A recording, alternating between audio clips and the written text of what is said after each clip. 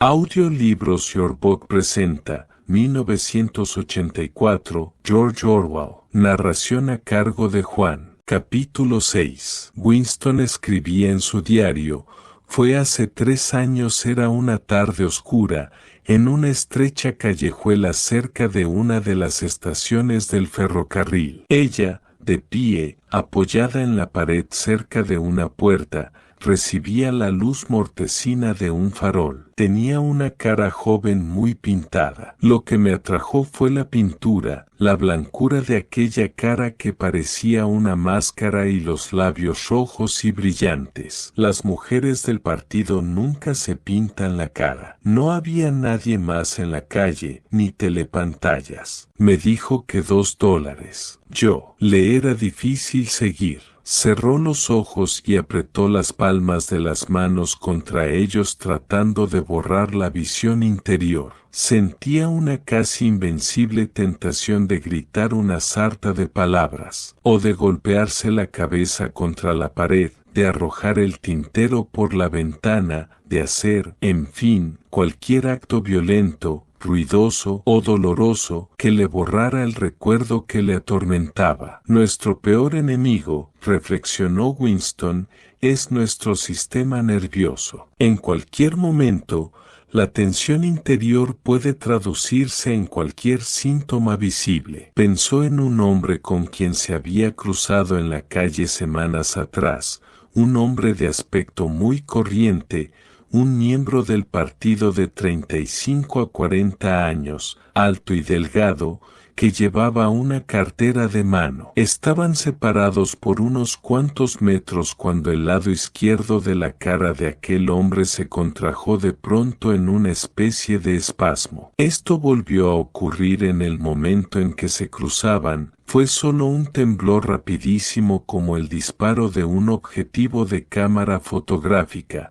pero sin duda se trataba de un tic habitual. Winston recordaba haber pensado entonces: el pobre hombre está perdido. Y lo aterrador era que el movimiento de los músculos era inconsciente. El peligro mortal por excelencia era hablar en sueños. Contra eso no había remedio. Contuvo la respiración y siguió escribiendo. Entré con ella en el portal y cruzamos un patio para bajar luego a una cocina que estaba en los sótanos. Había una cama contra la pared y una lámpara en la mesilla con muy poca luz. Ella, le rechinaban los dientes. Le hubiera gustado escupir. A la vez que en la mujer del sótano, pensó Winston en Catharine, su esposa. Winston estaba casado, es decir, había estado casado. Probablemente seguía estándolo, pues no sabía que su mujer hubiera muerto. Le pareció volver a aspirar el insoportable olor de la cocina del sótano,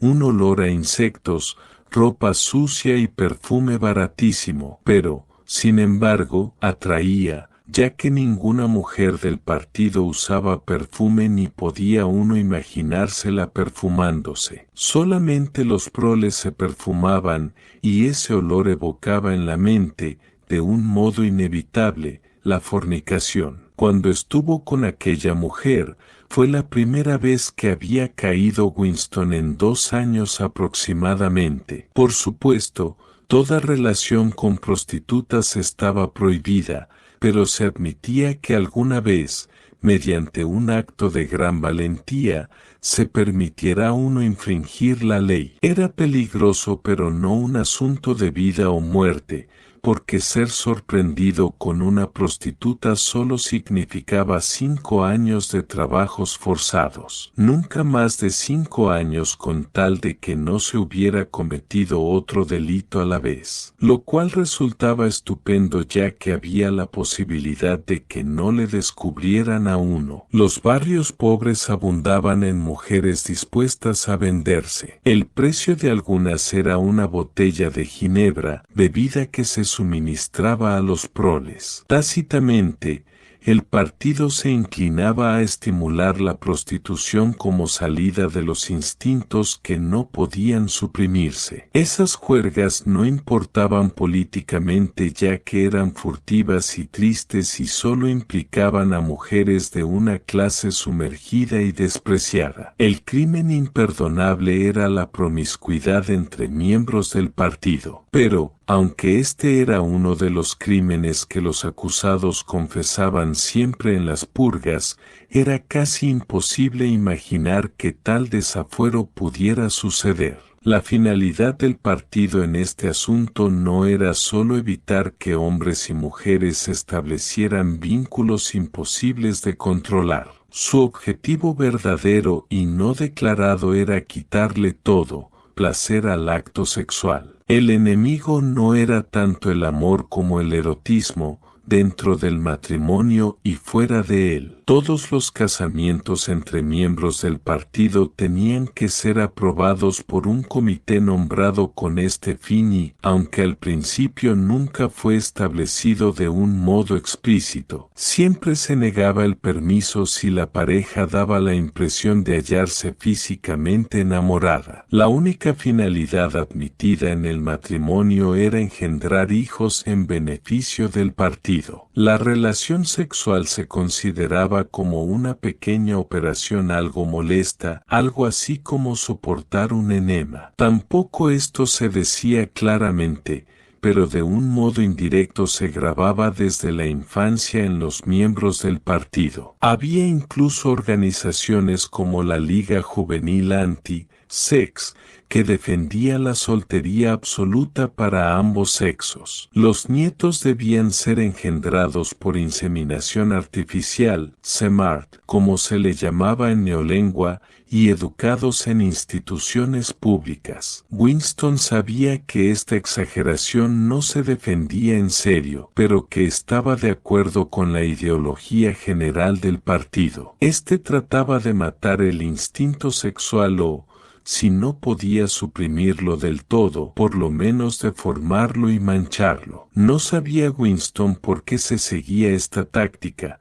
pero parecía natural que fuera así. Y en cuanto a las mujeres, los esfuerzos del partido lograban pleno éxito. Volvió a pensar en Catharine. Debía de hacer 9 o 10 años, casi 11, que se habían separado. Era curioso que se acordara tan poco de ella. Olvidaba durante días enteros que habían estado casados. Solo permanecieron juntos unos 15 meses. El partido no permitía el divorcio, pero fomentaba las separaciones cuando no había hijos. Catharine era una rubia alta, muy derecha y de movimientos majestuosos. Tenía una cara audaz, aquilina, que podría haber pasado por noble antes de descubrir que no había nada tras aquellas facciones. Al principio de su vida de casados, aunque quizá fuera solo que Winston la conocía más íntimamente que a las demás personas, llegó a la conclusión de que su mujer era la persona más estúpida, vulgar y vacía que había conocido hasta entonces. No latía en su cabeza ni un solo pensamiento que no fuera un eslogan. Se tragaba cualquier imbecilidad que el partido le ofreciera. Winston la llamaba en su interior la banda sonora humana. Sin embargo, podía haberla soportado de no haber sido por una cosa, el sexo. Tan pronto como la rozaba parecía tocada por un resorte y se endurecía. Abrazarla era como abrazar una imagen con juntas de nudera. Y lo que era todavía más extraño, incluso cuando ella lo apretaba contra sí misma, él tenía la sensación de que al mismo tiempo lo rechazaba con toda su fuerza. La rigidez de sus músculos ayudaba a dar esta impresión. Se quedaba allí echada con los ojos cerrados sin resistir ni cooperar, pero como sometible. Era de lo más vergonzoso y, a la larga, horrible. Pero incluso así habría podido soportar vivir con ella si hubieran decidido quedarse célibes. Pero curiosamente fue Catharine quien rehusó. Debían, dijo, producir un niño si podían. Así que la comedia seguía representándose una vez por semana regularmente, mientras no fuese imposible. Ella incluso se lo recordaba por la mañana como algo que había que hacer esa noche y que no debía olvidarse. Tenía dos expresiones para ello. Una era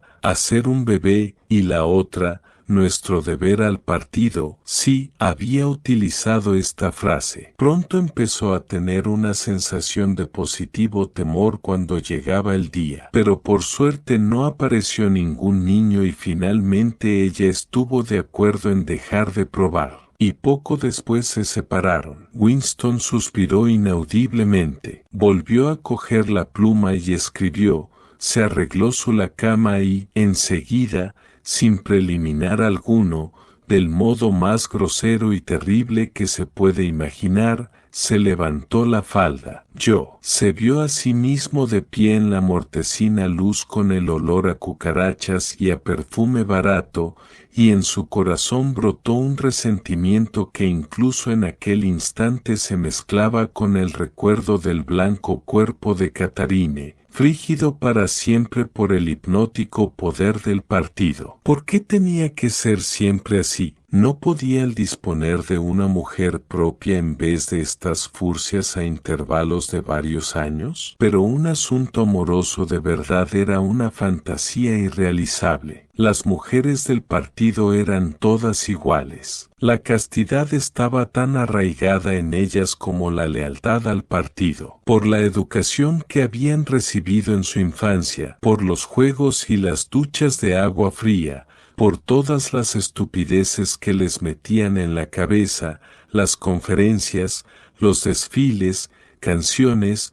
consignas sube música marcial, les arrancaban todo sentimiento natural. La razón le decía que forzosamente habría excepciones, pero su corazón no lo creía. Todas ellas eran inalcanzables, como deseaba el partido, y lo que él quería, aún más que ser amado, era derruir aquel muro de estupidez aunque fuera una sola vez en su vida. El acto sexual, bien realizado, era una rebeldía. El deseo era un crimen tal. Si hubiera conseguido despertar los sentidos de Catharine, esto habría equivalido a una seducción aunque se trataba de su mujer. Pero tenía que contar el resto de la historia. Escribió, encendí la luz. Cuando la vi claramente, después de la casi inexistente luz de la lamparilla de aceite, la luz eléctrica parecía cegadora. Por primera vez pudo ver a la mujer tal como era. Avanzó un paso hacia ella y se detuvo horrorizado. Comprendía el riesgo a que se había expuesto. Era muy posible que las patrullas lo sorprendieran a la salida. Más aún, quizá lo estuvieran esperando ya a la puerta.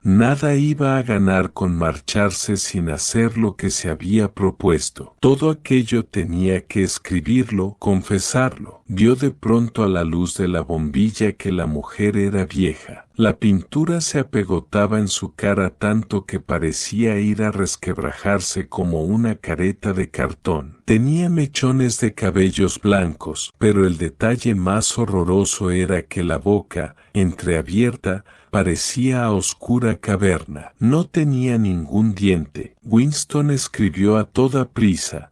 Cuando la vi a plena luz resultó una verdadera vieja. Por lo menos tenía 50 años. Pero, de todos modos, Loïse volvió a apoyar las palmas de las manos sobre los ojos. Ya lo había escrito, pero de nada servía. Seguía con la misma necesidad de gritar palabrotas con toda la fuerza de sus pulmones.